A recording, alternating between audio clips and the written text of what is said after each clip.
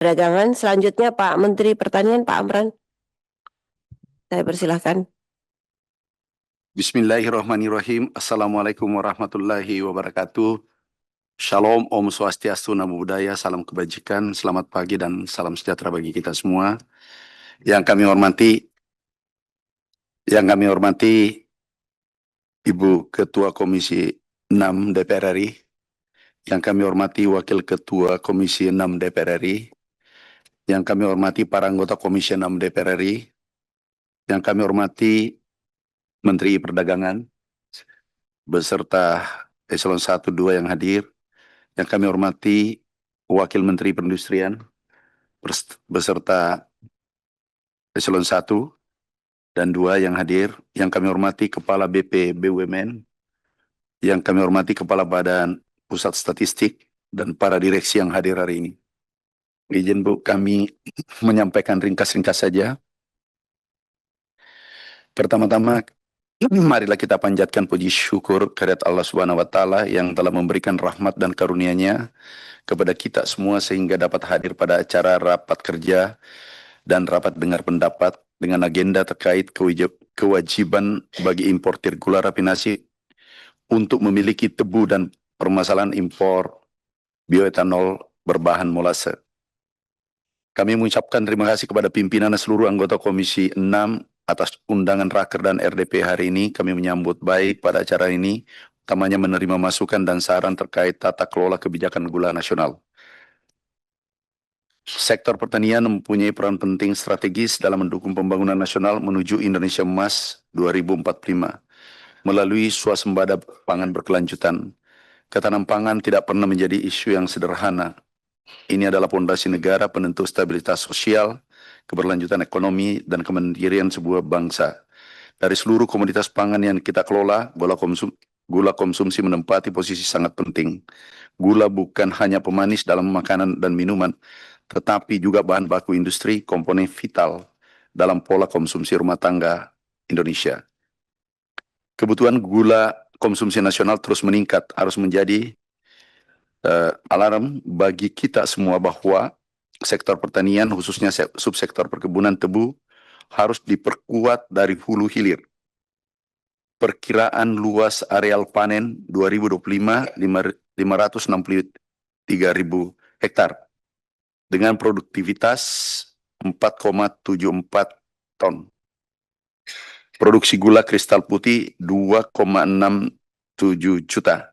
Saat ini membutuhkan gula sebesar 6,7 juta ton. Terdiri dari gula industri 3,9, konsumsi 2,8. Dengan demikian kita masih perlu 4,03 juta ton. Izin Bu Ketua, kami mungkin sampaikan beberapa hal penting hubungannya pergulaan kita. Sebenarnya ini baru 2025, Bapak Presiden minta tingkatkan produktivitas.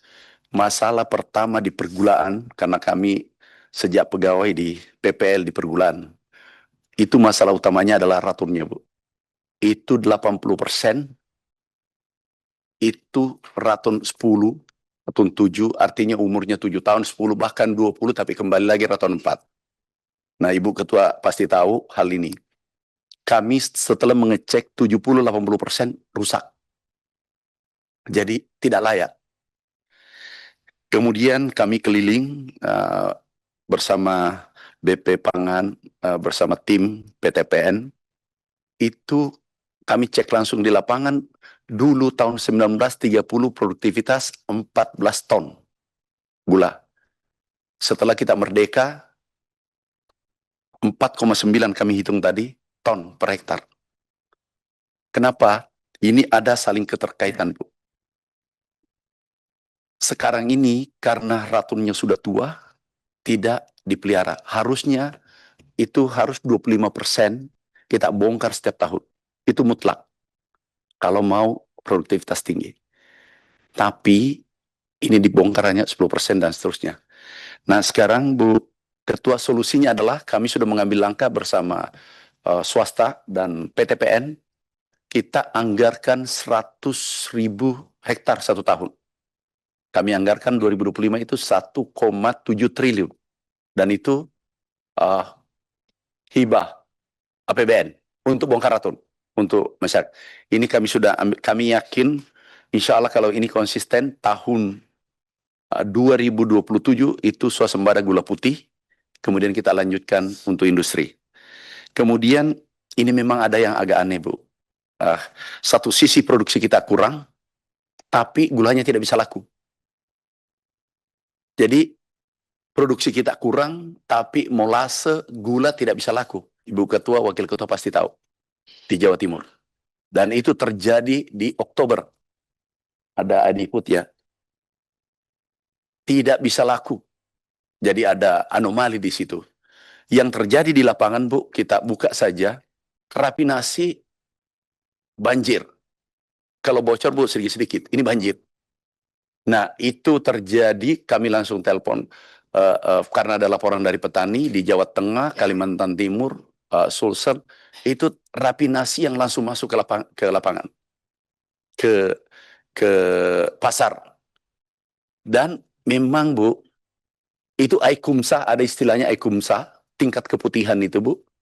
Gula white sugarnya Indonesia, rafinasinya luar negeri, itu mirip warnanya. Ini persoalan besar. Jadi, yang memukul petani kita sendiri. Molasenya tidak laku, ini ada bisa buka halaman 7. Bisa buka halaman 7. Jadi harga turun terus, Bu. Dulu 1.900. Jadi aneh, kita satu sisi impor, tetapi produksi kita tidak laku. Molase dan gula seperti ini modelnya, Bu. Nah, ke depan memang Lartas sudah ada ya, Pak Mendak. Kami perjuangkan Lartas. Karena ini terjadi bukan gula saja, Bu. Itu terjadi di susu. Kemudian terjadi di kedelai. Dulu kedelai 93 swasembada, Bu. Kemudian bawang putih dulu pernah swasembada. Ini grafiknya. Kemudian susu, kami ini pandangan saja, Bu. Bahwa ini adalah saran dari IMF. Kita terima mentah-mentah, berantakanlah ini pertanian. Akhirnya kita satu-satu kita selesaikan. Nah ini, Bu, dulu impor 40% jadi 81%. Coba kedelai. Dulu swasembada, kita impor, kita swasembada 93, 92, 93, sekarang 90% impor. Polanya sama semua karena IMF kita terima sarannya bulat-bulat, pasar bebas. Jadi ibaratkan Mike Tyson diperhadapkan dengan Elias Pikal tapi tanpa wasit. Kira gambarannya gitu, Bu. Nah ini harus kita kendalikan. Karena kita terima sarannya pasar bebas. Nggak ada Lartas.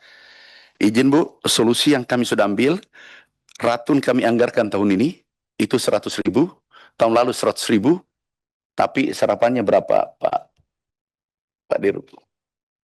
Berapa persen? Hanya 30%. Karena agak terlambat sedikit, Bu. Petaninya juga terlanjur pelihara yang ada. Nah, jadi, tapi insya Allah tahun ini lebih bagus, Bu. Dan tahun depan kami anggarkan 3 tahun berturut-turut. Kalau ini terjadi, kami pastikan white sugar swasembada, Bu. Berikutnya kita kejar gula industri. Kemudian tetes, Bu, solusi ke depan molase ini, itu ekspor kita ada 1 juta. Kurang lebih 1,8. Ini mungkin kita etanol. Pabrik etanol kami dengan BUMN diskusi dengan PTPN untuk etanol ke depan. Sekali lagi, Bu, kami sangat butuh dikendalikan rafinasi, yang kendalikan adalah pemerintah. Kalau perlu BUMN ambil bagian supaya bisa kita mengendalikan. Kemudian bongkar ratun kami ambil alih.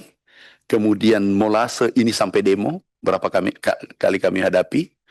Kalau bisa, jadi ini satu kesatuan, Bu. Tidak bisa ini solusinya harus holistik. Saya kira itu saja, Bu, dari kami. Terima kasih banyak. Wassalamualaikum warahmatullahi wabarakatuh. Waalaikumsalam warahmatullahi wabarakatuh. Memang tebu ini kayaknya nggak mungkin kita nggak swasembada kan ya. Pasti bisa lah, tanah kita memang bisa gitu loh, misalnya bisa ditanamin. Cuman kemudian tata kelola penanamannya yang kemudian itu tadi ratun aja udah dianggarkan baru 30%. Khawatirnya petaninya juga memang tantangannya nggak semua petani mau itu. Ini mindsetnya yang harus dijaga juga. Ini